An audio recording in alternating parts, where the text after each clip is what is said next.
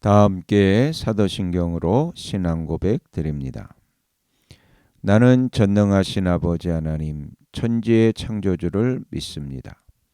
나는 그의 유일하신 아들 우리 주 예수 그리스도를 믿습니다. 그는 성령으로 잉태되어 동정녀 마리아에게서 나시고 본디오 빌라도에게 고난을 받아 십자가에 못 박혀 죽으시고 장사된 지 사흘 만에 죽은 자 가운데서 다시 살아나셨으며 하늘에 오르시어 전능하신 아버지 하나님 우편에 앉아 계시다가 거기로부터 살아있는 자와 죽은 자를 심판하러 오십니다. 나는 성령을 믿으며 거룩한 공교회와 성도의 교제와 죄를 용서받는 것과 몸의 부활과 영생을 믿습니다. 아멘. 다 함께 화면에 있는 찬양 드립니다.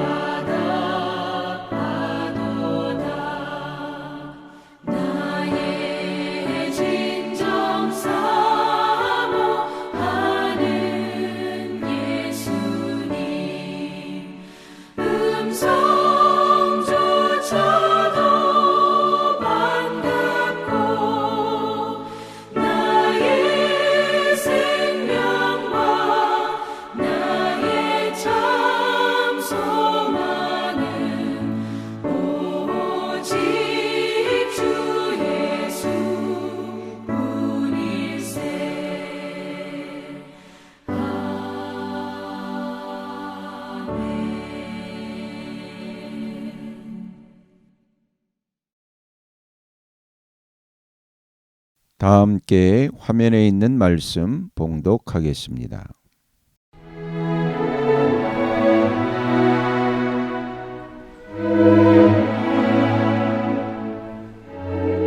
제4장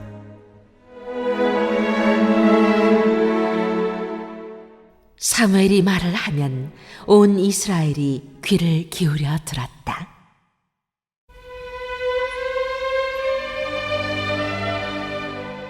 언약궤를 빼앗기다.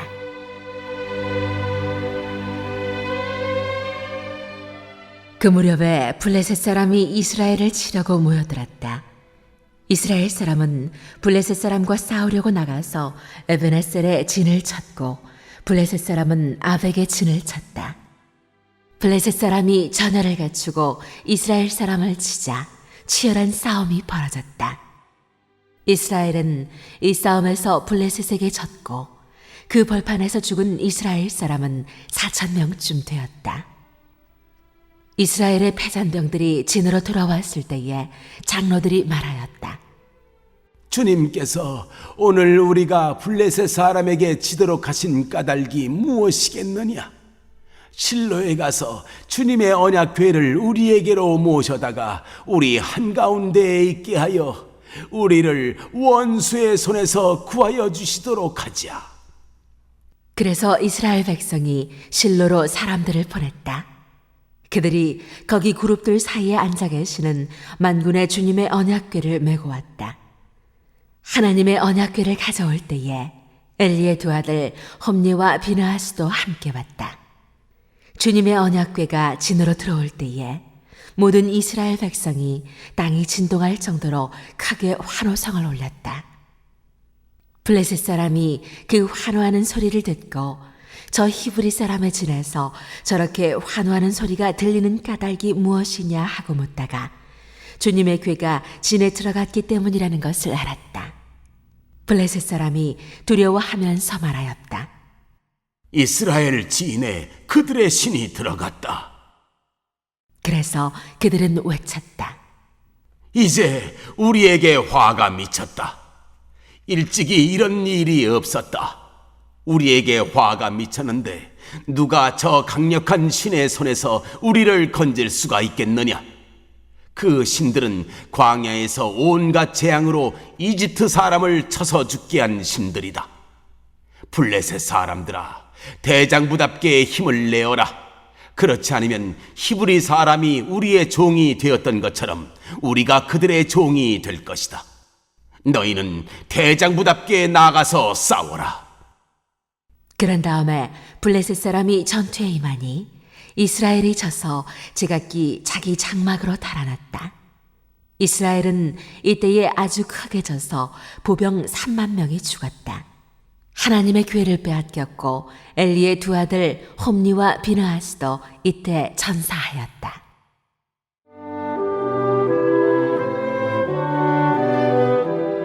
엘리가 죽다.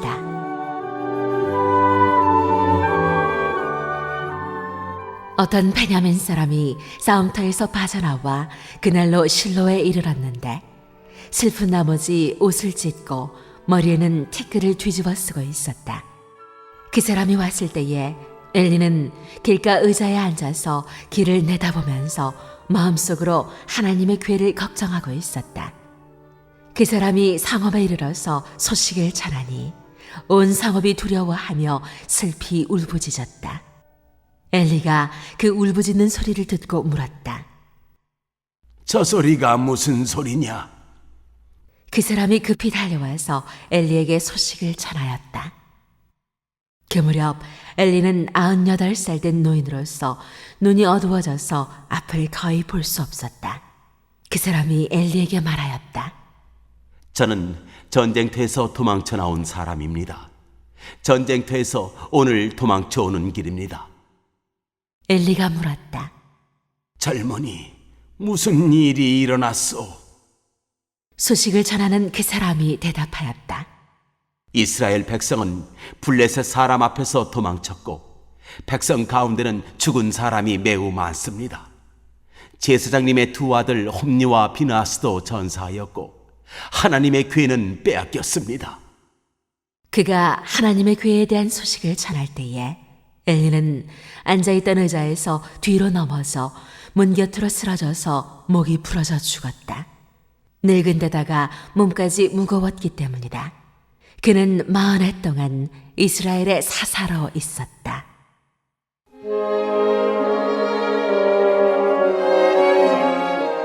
비나스의 아내가 죽다.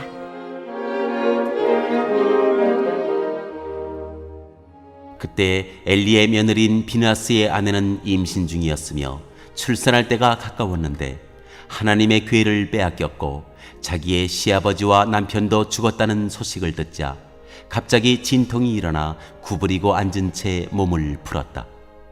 그러다가 그는 거의 죽게 되었다. 그때 곁에 서 있던 여인들이 아들을 낳았으니 걱정하지 말아요 하고 말해 주었다.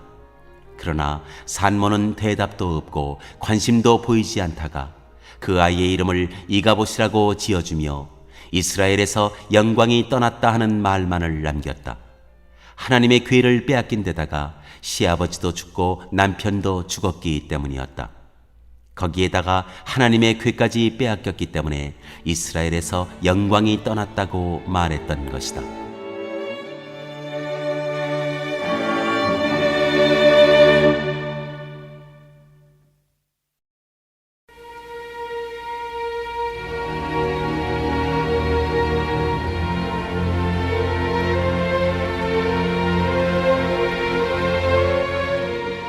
제5장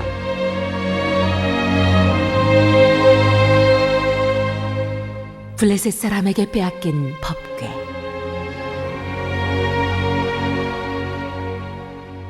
블레셋 사람들은 하나님의 기회를 빼앗아서 에베네셀에서 아스도스로 가져갔다. 블레셋 사람들은 하나님의 기회를 다곤 신전으로 가지고 들어가서 다곤 신상 곁에 세워놓았다. 그 다음날 아스돗 사람들이 아침에 일찍 일어나서 보니 다곤이 주님의 궤 앞에 엎어져 땅바닥에 얼굴을 받고 있었다. 그들은 다곤을 들어서 세운 다음에 제자리에 다시 가져다 놓았다. 그 다음날도 그들이 아침 일찍 일어나서 가보니 다곤이 또 주님의 궤 앞에 엎어져서 땅바닥에 얼굴을 받고 있었다. 다곤의 머리와 두 팔목이 부러져서 문지방 위에 나뒹굴었고 다곤은 몸통만 남아 있었다. 그래서 오늘날까지도 다곤의 제사장들과 다곤 신전에서 예배하는 사람들은 아스돗에 있는 다곤 신전에 들어갈 때 문지방 위를 밟지 않고 넘어서 들어간다. 주님께서 아스돗 사람들을 무섭게 내리치셨다. 주님께서 그들에게 악성 종양 재앙을 내리셔서 아스돗과 그 지역 사람들을 망하게 하셨다. 아스돗 사람들이 이것을 보고 이스라엘의 신이 우리와 우리의 신 다곤을 무섭게 내리치니 그 신의 궤를 우리가 있는 곳에 두어서는 안 되겠다 하고 말하면서 사람을 보내어 블레셋 통치자들을 모두 불러 모아놓고 이스라엘 신의 궤를 어떻게 해야 좋을지를 물었다. 블레셋 통치자들이 이스라엘 신의 궤를 가드로 옮기자고 하였으므로 아스돗 사람들은 이스라엘 신의 궤를 가드로 옮겼다. 아스돗 사람들이 그 궤를 가드로 옮긴 뒤에 주님께서 또 그 성읍을 내리쳐서 사람들이 큰 혼란에 빠졌다. 주님께서 그 성읍의 사람들을 어린아이나 노인이나 할 것 없이 모두 쳐서 악성 종양이 생기게 하셨다. 그러자 그들이 하나님의 궤를 에그론으로 보냈다. 그러나 하나님의 궤가 에그론에 이르렀을 때 에그론 주민들은 아스돗 사람들이 이스라엘 신의 궤를 우리에게로 가져와서 우리와 우리 백성을 죽이려고 한다 하면서 울부짖었다. 그래서 그들은 또 사람들을 보내어 블레셋 통치자들을 모두 불러 모아놓고 이스라엘 신의 궤를 돌려보내어 그 있던 자리로 돌아가게 하고 우리와 우리 백성이 죽지 않게 해주시오 하고 요청하였다. 하나님이 거기에서 그들을 그렇게 무섭게 내리치셨기 때문에 온 성읍 사람들이 죽을 지경에 이르러 큰 혼란에 빠졌다. 죽지 않은 사람들은 악성 종양이 생겨서 온 성읍에서 비명소리가 하늘에 사무쳤다.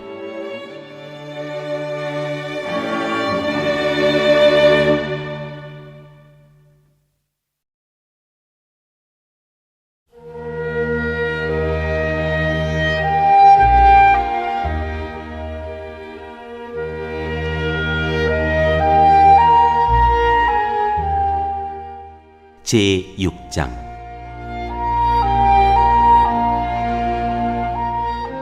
법궤가 돌아오다.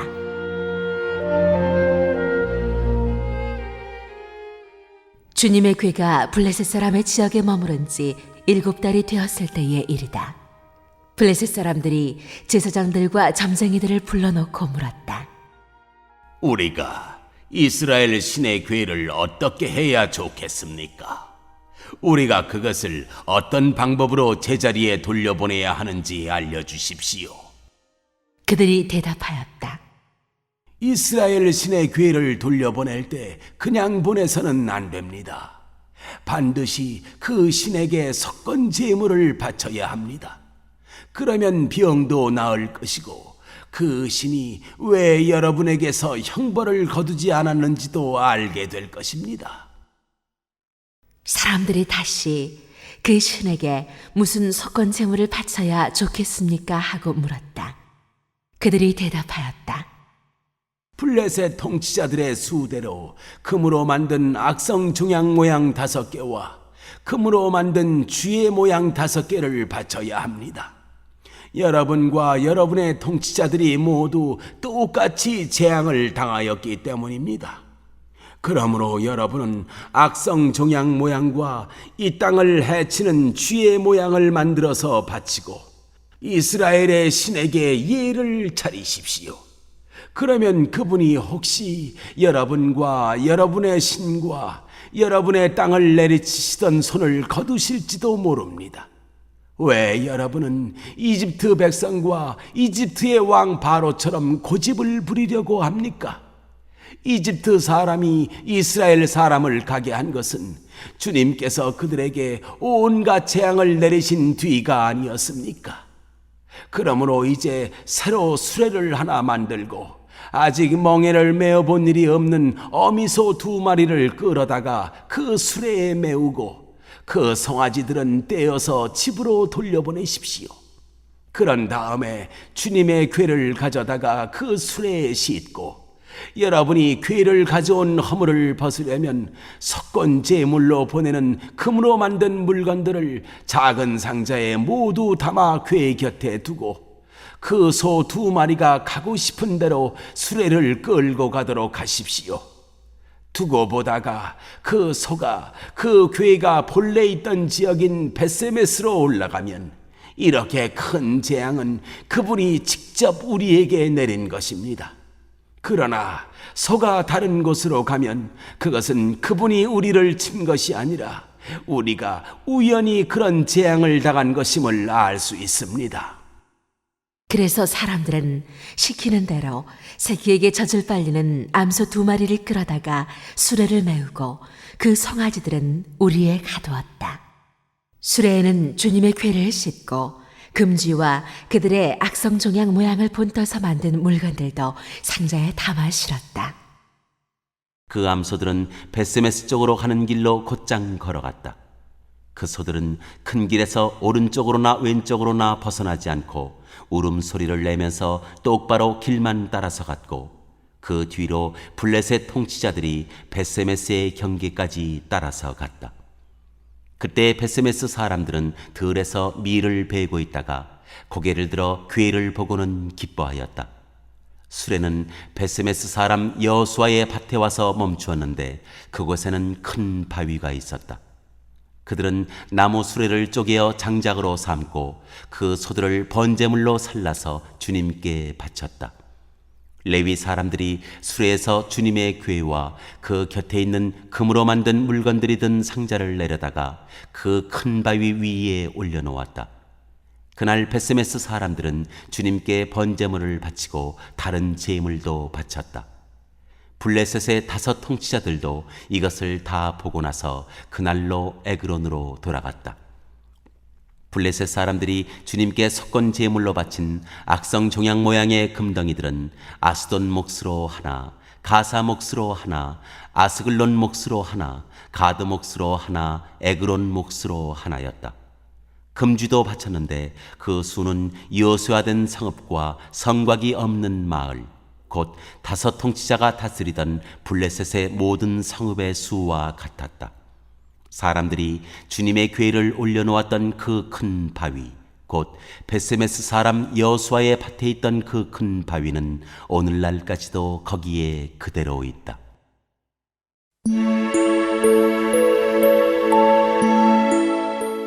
기럇 여아림으로 가는 법궤.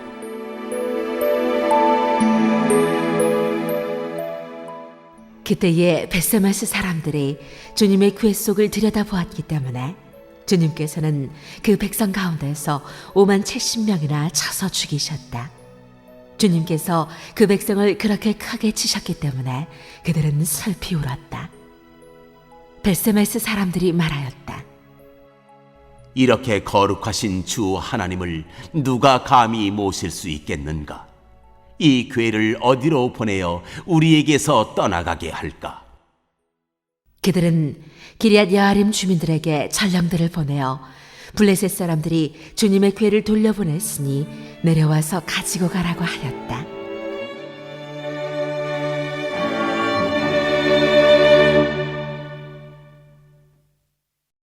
오늘 읽은 말씀을 가지고 인마 하나로 묵상하겠습니다.